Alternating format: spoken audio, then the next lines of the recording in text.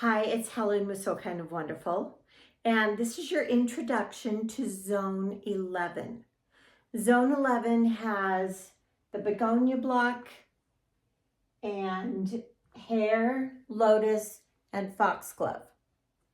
And flying geese. On flying geese, you'll have 2 extra flying geese. Begonia goes together well. This does have the cameo fabric here. So if you want to pay attention to having the faces up and down, think about that before you cut your curves. If you're not going to stress about it, then just cut and sew. On the hare block, hare is facing the other direction. There are instructions in the pattern for, having the hare face the other way. And let's see, even the little bunny ears, even the ears here kind of flip up rather than going down. Everything else is really straightforward.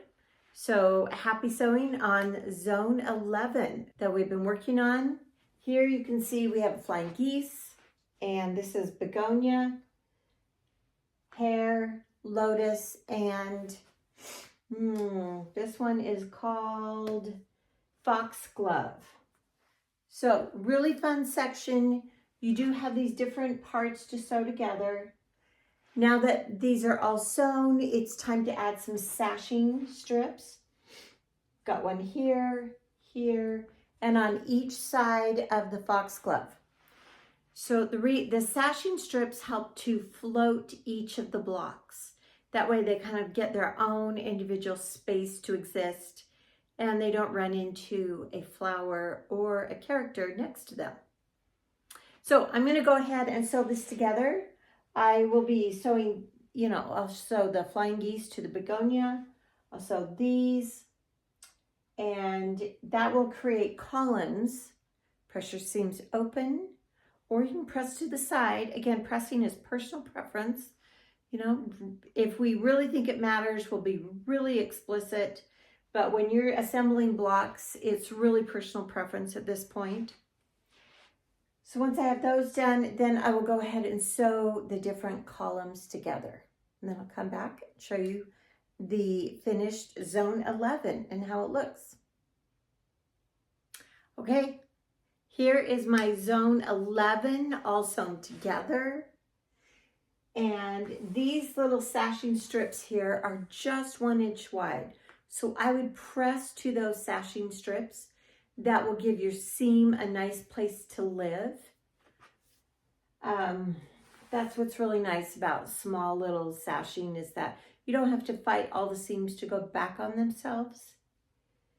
So I pressed all sashing seams to the side on this whole Zone 11 here. You do have 2 extra geese. These, if you want, they make a cute little label. You can sew them together and put them on the back of your quilt if you want. Or just, we're quilters. We find something to do with bonus blocks. Let's see. This should be 38.5 by 26.5. So check your measurements. I did have to trim off a little bit of my last flying geese here. There's a lot of seams in there. So, check your measurements, and I'll have to trim my bunny just a hair. Just a hair. Did you get that? Just to get all this to line up on the bottom. Okay, I'm really excited.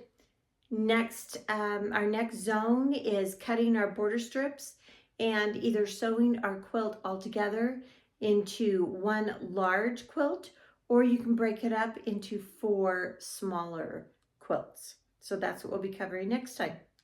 Okay, happy sewing.